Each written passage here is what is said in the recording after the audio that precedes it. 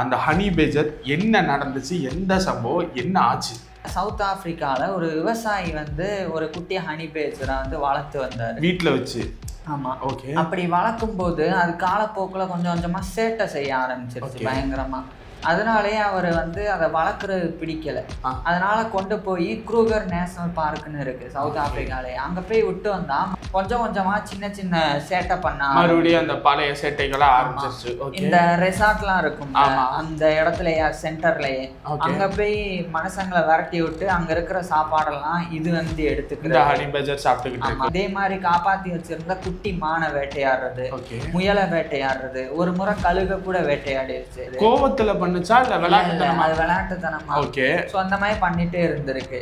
இது சரிப்பட்டு வராது, இதுக்கு மேலே இப்படி வச்சுருந்தோம்னா வேஸ்ட்டு அப்படின்னு சொல்லி இதை கூண்டுக்குள்ளே போட்டுடலான்னு பெரிய வேலி நடுவில் இது மாதிரி இருக்கும், பெரிய இடம் இருக்கும், அதுக்குள்ளே போட்டுடுறாங்க.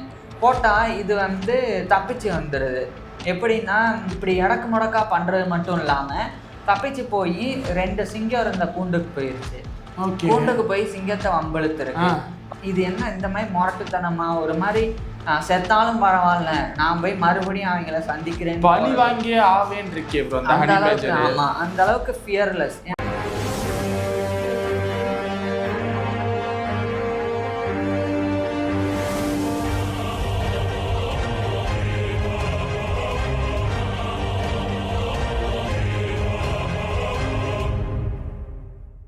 போன வீடியோவில் ஹனி பேஜரோட சுவாரஸ்யமான விஷயங்கள், அதோட இனச்சேர்க்கை முறை, அதோட குட்டி என்ன அளவில் இருக்கும், அந்த லைஃப் சைக்கிள் அந்த குட்டியோடது எப்படி இருக்கும் அப்படின்னு சொல்லி சுவாரஸ்யமான விஷயங்கள் போன வீடியோவில் பார்த்துருந்தோம். இந்த வீடியோவில் ஹனி பேஜரை பற்றி நடந்த ஒரு சுவாரஸ்யமான விஷயம், அது சுவாரஸ்யமா இல்லை அது ஒரு மாதிரி நெகட்டிவ் சைடில் முடிஞ்சிச்சா அப்படின்னு சொல்லி எனக்கு தெரியாது. நானும் சர்ப்ரைஸாக உங்களை மாதிரி தான் கேட்க போகிறேன். ஓகே, ஃபர்ஸ்ட் ப்ரோ, அந்த ஹனி பேஜர் என்ன நடந்துச்சு, எந்த சம்பவம், என்ன ஆச்சு? என்ன ஆச்சுன்னா 1990களுடைய நடுப்பகுதியில், இந்த 1996 இந்த ரேஞ்ச் இருக்கும். அந்த நேரத்துல சவுத் ஆப்பிரிக்கால ஒரு விவசாயி ஒரு குட்டி ஹனி பேஜரை வளர்த்து வந்தார் வீட்டுல வச்சு. ஆமா. அப்படி வளர்க்கும் போது அது காலப்போக்குல கொஞ்சம் கொஞ்சமா சேட்டை செய்ய ஆரம்பிச்சிருச்சு பயங்கரமா. அதனாலேயே அவர் அதை வளர்க்குறது பிடிக்கல. அதனால கொண்டு போய் க்ரூகர் நேஷனல் பார்க்குன்னு இருக்கு சவுத் ஆப்பிரிக்காலே. அங்க போய் விட்டு வந்தா மறுபடியும் இது திரும்ப வீட்டுக்கே வருது. அந்த பார்க்ல விட்டுட்டு வந்ததுக்கு எப்படி ப்ரோ வழி தெரிஞ்சது இவரோட வீட்டுக்கு? அதுக்கு மோப்ப சக்தி நான் சொன்னேன்ல 800 மடங்கு மனுஷங்களோட ஜாஸ்தி. அதனால கண்டுபிடிச்சு வந்துடும். பிளஸ் நேஷனல் பார்க்குன்னு உடனே அது நம்ம நினைக்கிற மாதிரி பார்க் இல்லை, அது ஒரு காடு மாதிரி தான். ஸோ அங்கே போய் விட்டு வந்தா இவர் வீடு பக்கத்துலன்றனால மறுபடியும் வீட்டுக்கே வந்தது. இப்போ அந்த நேஷனல் பார்க்ல பாதுகாக்கிறதுக்கு பார்த்துக்கிறதுக்குலாம் ஆள் யாருமே கிடையாது, அந்த மாதிரி இல்லை. ஸோ அந்த மாதிரி இல்லாதனால இது வருது. இப்போ இந்த விவசாயி என்ன பண்ணுறாங்கன்னா பொறி வச்சு பிடிச்சிரும் அப்படின்னு சொல்லி நினைக்கிறாங்க, மறுபடியும் கொண்டு போய் விடுறதுக்கு. பொறி வச்சு பிடிச்சிரும்னா புரியல ப்ரோ. இப்ப எப்படி பொறி வச்சு எலிய பிடிக்கிறது, அந்த மாதிரி இது ஒரு வலை மாதிரி இருக்கும். அதோட காலை கெட்டியா பிடிச்சு அந்த மாதிரி. அது எதுக்கு ப்ரோ இவர் பிடிக்கணும்? இவர் வீட்டுக்கு தான் அந்த ஹனி பேஜர் வருது, ஆனா கையில சிக்க மாட்டேங்குது, சொன்னாலும் கேட்க மாட்டேங்குது. அதனால அப்ப பொறி வச்ச உடனே அது பயங்கரமா அடிபட்டுருச்சு. இப்ப பிரையன் ஜோன்ஸ் அப்படின்னு சொல்லி ஒரு வைல்ட் லைஃப் கான்சர்வேஷனிஸ்ட், அவர் இந்த மாதிரி காட்டு விலங்குகளை அதெல்லாம் பாதுகாக்கிறதுல ரொம்ப ஆர்வம் இருக்கிறவர். அவர் என்ன சொல்றாங்க, உங்களால இது வளர்க்க முடியலன்னா ஏன் இப்படி பண்றீங்க, நான் பாத்துக்கிறேன்னு சொல்லி அவர் கொண்டு போயிடுறாரு. கொண்டு போயிட்டு அதே சவுத் ஆப்பிரிக்காலேயே Moholoholo wild life rehabilitation centre அப்படின்னு ஒரு மையம் இருக்கு. அங்க எப்படின்னா இந்த மாதிரி அடிபட்டிருக்கும்ல, அது மாதிரி விலங்குகளை வச்சு பாதுகாப்பாங்க. அது நல்லா சரியாயிருச்சுன்னா மறுபடியும் காட்டுல கொண்டு போய் விட்டுருவாங்க. அந்த மாதிரி அந்த இடத்துக்கு 1998 அந்த காலப்போக்குல வந்திருக்கு. அதாவது ஒரு 2 வயசு அதுக்கு இருக்கும், 2-2.5 வயசு. அந்த நேரத்துலதான் பிரையன் ஜோன்ஸ் அதை தூக்கிட்டு இங்க விடுறாங்க. இப்ப நான் சொல்ற டைம் லைன் எல்லாமே அக்யூரேட்டா வெரிஃபை பண்ணப்பட்டது கிடையாது. ஒரு நாள் 2 நாள் தள்ளி இருக்கலாம், ஒரு இந்த வருடங்கள்ல லைட்டா டிஃபரன்ஸ் இருக்கும், ஆனா அந்த ரேஞ்சில இருக்கு. அந்த மாதிரி கொண்டு போய் விட்டுறாங்க. விட்ட உடனே ஆரம்பத்துல அது நல்லா ரெக்கவர் ஆகி வரும்போது கொஞ்சம் கொஞ்சமா சின்ன சின்ன சேட்டை பண்ண மறுபடியும் அந்த பழைய சேட்டைகளா ஆரம்பிச்சிருச்சு. இந்த ரெசார்ட்லாம் இருக்கும் அந்த இடத்துலயே சென்டர்லயே அங்க போய் மனுஷங்களை விரட்டி விட்டு அங்க இருக்கிற சாப்பாடெல்லாம் இது வந்து எடுத்துக்கிற ஹனி பேஜர் சாப்பிட்டுக்கிட்டு இருக்கு. அதுக்கப்புறம் அங்க இதே மாதிரி காப்பாத்தி வச்சிருந்த குட்டி மான வேட்டையாடுறது, முயலை வேட்டையாடுறது, ஒரு முறை கழுக கூட வேட்டையாடிடுச்சு. ஸோ அது மாதிரிலாம் பண்ண ஆரம்பிச்ச உடனே இது அக்கப்போரா இருக்கு, இது பயங்கரமா இது பண்ணுதுன்னு சொல்லி இதை போய் காட்டுல விட்டா மறுபடியும் இங்கேயே திரும்பி வருது. மறுபடியும் ரெசார்ட்டுக்கு வந்துச்சா இல்ல அந்த விவசாய வீட்டுக்கு? அந்த சென்டருக்கு வந்துச்சு. மறுபடியும் அந்த சென்டர்ல தான் அந்த ரெசார்ட் எல்லாம் இருக்கும். ஏன்னா அது மக்கள் வந்து பாக்குறதுக்கும் அங்க அலோவ் பண்ணுவாங்க. ஸோ அது திரும்ப திரும்ப வர ஆரம்பிச்சிருச்சு. ஏன்னா அது மனுஷனோட வளர்ப்புல தான் இருந்தது. அதனால இது காட்டு வாழ்க்கை வந்து இதுக்கு புரியல. மறுபடியும் வந்த உடனே இந்த ஹேண்ட்பேக் எல்லாம் வச்சிருப்பாங்கல்ல, அதெல்லாம் போட்டு கிழிச்சு போட்டு அதுக்குள்ள என்ன இருக்குன்னு பாக்குறது. கோவத்துல பண்ணுச்சா இல்ல விளையாட்டுத்தனமா? அது விளையாட்டுத்தனமா. ஸோ அந்த மாதிரி பண்ணிட்டே இருந்திருக்கு. இது வந்து சரிப்பட்டு வராது, இதுக்கு மேல இப்படி வச்சிருந்தோம்னா வேஸ்ட் அப்படின்னு சொல்லி இதை வந்து கூண்டுக்குள்ள போட்டுறலாம்னு பெரிய வேலி நடுவுல வந்து இது மாதிரி இருக்கும், பெரிய இடம் இருக்கும், அதுக்குள்ள வந்து போட்டுடுறாங்க. போட்டா இது வந்து தப்பிச்சு வந்துடுது. எப்படின்னா இந்த மரக்கீழே எல்லாம் இருக்கும், அது கீழே விழுந்திருக்கும், அதெல்லாம் வந்து அடுக்கி அது மேல ஏறி அப்படியே தப்பி வெளியே வந்துருச்சு. இந்த ஹனி பேஜர் வந்து ஸ்டாஃபல் அப்படின்னு பேரு இதுக்கு. இது வந்து இவ்வளவு புத்திசாலித்தனமா இருக்குன்னு சொல்லி அடுத்து வந்து செவுரை கட்டுறாங்க. பிரிக்ஸ வச்சு செங்கல்லாம் வச்சு செவுரை கட்டின உடனே அதுக்கும் என்ன பண்ணுதுன்னா அத உள்ள இருக்கும்ல கல்லு, அதெல்லாம் அடுக்கி வச்சு அது மேல நின்று தப்பி வருது. இப்போ இதெல்லாம் அடுக்கி வைக்கிறதா அந்த இதுல இருக்கிற யாருமே ஒரு மனிதர் கூட பார்க்காம இருக்காங்க? இல்ல, எல்லா நேரத்திலயும் இப்ப இது மட்டும் இருந்தா பரவாயில்ல. அந்த சென்டர் வந்து ரொம்ப பெருசு, நம்ம நினைக்கிற மாதிரி சும்மா ஒரு பில்டிங் கிடையாது, மிகப்பெரிய ஒரு காட்டு பகுதிக்கு நடுவுல இருக்கிற இடம். அதனால மனுஷங்க எந்நேரமும் நோட்டமிட முடியாது. அது மட்டும் இல்லாம அங்க ஒரு ஹனி பேஜர் மட்டும் இல்ல, அங்க ஹனி பேஜர்ஸும் இருக்கு, மானு, சிங்கம், சிறுத்தை, இந்த மாதிரி முயல், கழுகுன்னு பல விலங்குகள் இருக்கு.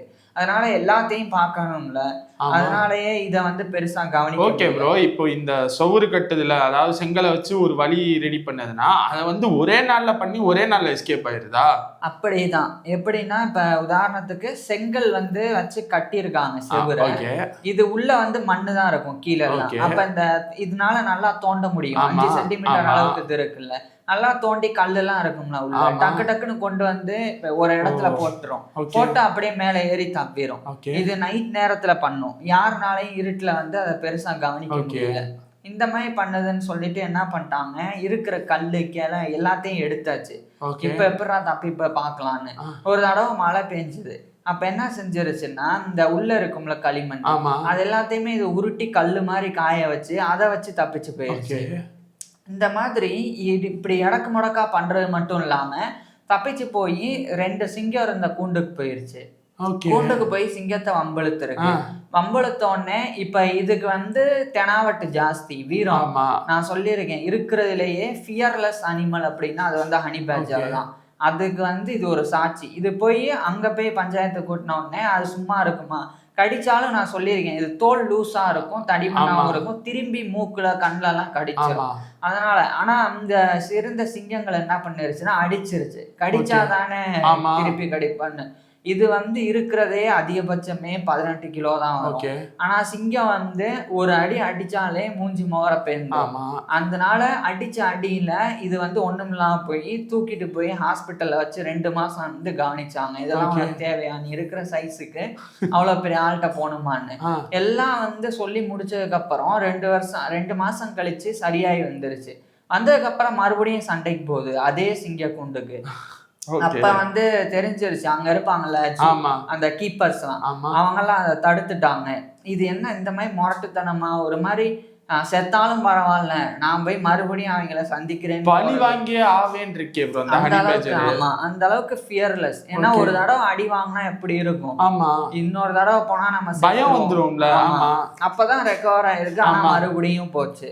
இந்த மாதிரி பண்ண உடனே இந்த பிரையன் ஜோன்ஸ் என்ன யோசிச்சாங்கன்னா, இதுக்கு ஒரு ஆளை கொடுத்துருவோம், ஒரு பொண்ணை கொடுத்துட்டோம்னா அது பாட்டு கூண்டுக்குள்ள தானா சும்மா இருந்துரும்னு சொல்லி அந்த பிளான் ஓடிட்டு இருக்கு. ஒரு பெண் ஹனி பேஜரா இந்த ஆண் கூட சேர்த்து வைக்கலாம். ஓகே, அதுக்கிடையில என்ன ஆயிடுச்சுன்னா அந்த தொடப்பம்லாம் வச்சிருப்பாங்கல்ல அதை வச்சு கூட தப்பிச்சு போச்சு. ஓகே, சோ அந்த மாதிரி பண்ணனால ஹாமி அப்படின்னு சொல்லி ஒரு கேர்ள் பெண் ஹனி பேஜர் கொண்டு வந்து இதுக்குள்ள விட்டுறாங்க.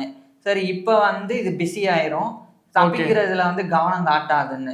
ஆனா அதுதான் வந்து தப்பாயிருச்சு. என்னன்னா இதனால வந்து இந்த பொண்ணு வர்றதுக்கு முன்னாடி அந்த கதவுலாம் இருக்கும், அந்த லாக்க வந்து ஓபன் பண்ண தெரியும். சோ இப்ப என்ன ஆயிருச்சுன்னா இந்த பொண்ணை வந்து கூட்டி பக்கத்துல நிப்பாட்டி அந்த பொண்ணு மேல ஏறி நின்று மேல இருக்கிற லாக்கை ஓபன் பண்ணி கீழே இருக்கிற லாக்கையும் ஓபன் பண்ணி அது வெளியே போனது மட்டும் இல்லாம இதையும் கூட்டிட்டு வெளியே ஜோடியா போயிருக்கு. இந்த மாதிரி வந்து செஞ்சிருக்கு. இப்படி கடைசி வரைக்கும் இந்த ஹனி பேஜர் ஸ்டாஃபல் அதை வந்து பெருசா வந்து தடுக்கவே முடியல. அந்த அளவுக்கு ஸ்டாஃபலுடைய அந்த சுட்டித்தனமும் முரட்டுத்தனமும் பயம் இல்லாத தன்மையும் பயங்கரமா இருந்திருக்கு. ஸோ இப்படி இருந்த ஸ்டாஃபல் வந்து இன்னைக்கு வரைக்குமே இருக்கு. நான் சொன்ன அந்த Moholoholo wild life rehabilitation centre south ஆப்பிரிக்கால இப்ப போனா கூட இதை வந்து பார்க்கலாம். ஆனா ரொம்ப வயசாயிருச்சு, இப்போன்னு தான் இருக்கு. ஏன்னா பொதுவா இது வந்து காட்டுல வாழ்ந்ததுன்னா ஹனி பேஜர் அதிகபட்சம் 8 வருஷம் தான் வாழும். மனுஷங்க வாழத்தான் 24 to 26 வருஷம் தான் வாழும். ஆனா இது கிட்டத்தட்ட 28 வயசுக்கு மேல இருக்கும். இப்ப 30 வயசு கிட்ட இருக்கும். இருந்தாலும் இது உயிரோட இருக்கிறனால இன்னும் கொஞ்ச நாள்ல கூட இது இறக்க வாய்ப்பு இருக்கு. ஆனா வாழ்ற நேரத்துல இவ்வளவு விஷயங்கள், இவ்வளவு சுவாரஸ்யமான விஷயங்களை வந்து ஸ்டாஃபல் வந்து பண்ணிருக்கு. இந்த ஹனி பேஜருக்கு வயசாயிருச்சுல, இப்போவும் இந்த ஹனி பேஜர் இல்ல விளையாட்டுத்தனமா இல்ல வயசானால ஒண்ணும் இல்ல. ஆனா அந்த ஸ்டாஃபல் பண்றதெல்லாம் நமக்கு இன்ட்ரெஸ்டிங்கா இருக்கலாம். ஆனா பாத்துக்கிறவங்க அது வந்து ரொம்ப கதறிடுவாங்க. ஏன்னா காட்டுக்குள்ள விட்டாலும் போக மாட்டேங்குது. அதே மாதிரி இது ரீஹபிலிட்டேஷன் சென்டர், மறு வாழ்வு கொடுக்குறவங்க இதை கொலை செய்யவும் முடியாது, கடைசி வரைக்கும் வச்சிருந்தே ஆகணும். ஸோ அதனால இப்போ வரைக்கும் வச்சிருக்காங்க. இது ரொம்ப ஃபேமஸான ஒரு honey badger, most famous honey badger அப்படின்னு தேடினாலே இதுதான் வரும். பிபிசி கூட ஒரு டாக்குமெண்ட்ரி வந்து ரிலீஸ் பண்ணாங்க, honey badger baddest of the animal kingdom அப்படின்னு சொல்லி வெளியிட்டாங்க. அந்த அளவுக்கு இது மாஸ்டர் மைண்டா வந்து இருக்கு. ஸோ இது வச்சு தான் ஹனி பேஜரும் வந்து ரொம்ப புத்திசாலித்தனமான ஒரு உயிரினம் அப்படின்னு சொல்லி இது பண்ணாங்க, அதாவது கன்க்ளூட் பண்றாங்க. இப்போ ஒரு விஷயம், இதெல்லாம் நம்ம வந்து சொல்லிட்டாலும் ஒரு 2 ஃபேக்ட் வந்து சொல்றேன். ஹனி பேஜர் பொறுத்த வரைக்கும் இந்த தேன் கூடு இருக்குல்ல, அதுக்கு போறதுக்கு மற்ற மிருகங்கள் பயப்பட்டாலும் ஹனி பேஜர்ஸ் வந்து பயப்படாது. குறிப்பா ஆப்பிரிக்கன் பீ ஹைவ்ஸ் அப்படின்னு இருக்கு, பீஸ் அப்படின்னு. ஆப்பிரிக்கன் ஹனி பீஸ் வந்து ரொம்ப விஷத்தன்மையானது. அந்த தேன் கூட்டுக்கே கூட இது போயிட்டு பயங்கரமா அங்க இருக்கக்கூடிய தேனை குடிச்சிட்டு பீ வேக்ஸ்ன்னு இருக்கும், அந்த தேன் கூடு கட்டுறதுக்கு யூஸ் பண்ற மெழுகு, அதுக்கப்புறம் இந்த தேனீக்களினுடைய முட்டை, இது எல்லாத்தையுமே வந்து சாப்பிடும். தேனீக்கள் கொட்டினாலும் இதுக்கு வலிக்காது. அப்படியே மூக்கு கண்ணை இந்த பகுதியிலலாம் கொட்டினாலும் வலியை தாங்கிட்டு அதையே கூட சாப்பிடும், தேனீக்களை கூட சாப்பிடும். அப்படியே முன்னாடி பறந்து வரும் அதை சாப்பிட்டுக்கிட்டே இது பண்ணும். இது ஒண்ணு. இன்னொன்னு கிரேட்டர் ஹனி கைட் அப்படின்னு சொல்லி ஒரு பறவை இருக்கு. இது வந்து 18 to 20 சென்டிமீட்டர் வரைக்கும் லென்த் இருக்கும். வெயிட் 36 to 64 கிராம் இருக்கும். இந்த சின்ன பறவை என்ன பண்ணும்னா, ஆரம்பத்துல என்ன நினைச்சாங்கன்னா இந்த தேன் கூடு இருக்கும், அந்த இடத்த ஹனி பேஜருக்கு வந்து காட்டி கொடுக்கும். அப்படி காட்டி கொடுத்தா ஹனி பேஜர் போய் அந்த தேனை வந்து குடிக்கும்ல, அங்க இருக்கிற தேனீக்கள் எல்லாம் களைச்சி விட்டு குடிச்ச உடனே அந்த பீ வேக்ஸ் வந்து இருக்கும், அந்த தேன் கூடு கட்டுறதுக்கு யூஸ் பண்ண மெழுகு, அது வந்து இந்த ஹனி கைடுக்கு வந்து பிடிக்கும் இந்த பறவைக்கு. அதனால ஹனி பேஜரை வந்து அது எல்லாத்தையுமே சாப்பிட்டு போனதுக்கு அப்புறம் அந்த பீ வேக்ஸை இது சாப்பிட்றதுக்காக இப்படி பண்ணுது. ஏன்னா இது நேரடியா தேன் கூட்டுக்கு போனா தேனீக்கள் இதை கொட்டுனா அந்த பறவை செஞ்சிடும். அதனால அது வந்து அதை சாப்பிடணும்னா இதை வந்து விரட்டுறதுக்கு ஒரு ஆள் தேவைன்னு ஹனி பேஜருக்கு ஒரு சிக்னல் மாதிரி கொடுத்து கூட்டு வந்து வழிகாட்டும் அப்படின்னு சொல்லி ஒரு நம்பிக்கை. இது 1700கள்ல இருந்தே இருந்தது, இப்பவும் இருக்கு. இப்ப வந்து ஒரு ட்விஸ்ட் என்னன்னா, இது உண்மையிலே ஹனி பேஜருக்கு வழிகாட்டுறது இல்லை. ஏன்னா ஹனி பேஜருக்கு வந்து மோப்ப சக்தி ஜாஸ்தி, அதுக்கே தேன் கூடு எங்க இருக்குன்னு தெரிஞ்சிடும். ஆனா இது உண்மையில என்னன்னா ஆப்பிரிக்கால இருக்கக்கூடிய மனிதர்களுக்கு தான் வழிகாட்டி இருக்கு.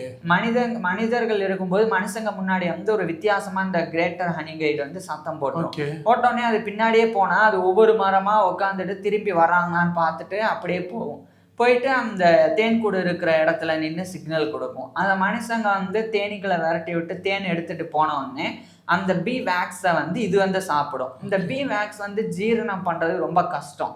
சில பறவைகள் மட்டும்தான் இதை சாப்பிட முடியும். அதுல ரொம்ப யூனிக்கான ஒரு பேர்ட் தான் இந்த கிரேட்டர் ஹனி கைட். இது வந்து இதை வந்து செஞ்சிருக்கு. ஸோ அதனால இது வந்து ஹனி பேஜருக்கு வழிகாட்டாது, உண்மையில மனுஷங்களுக்கு தான் வந்து வழிகாட்டும்.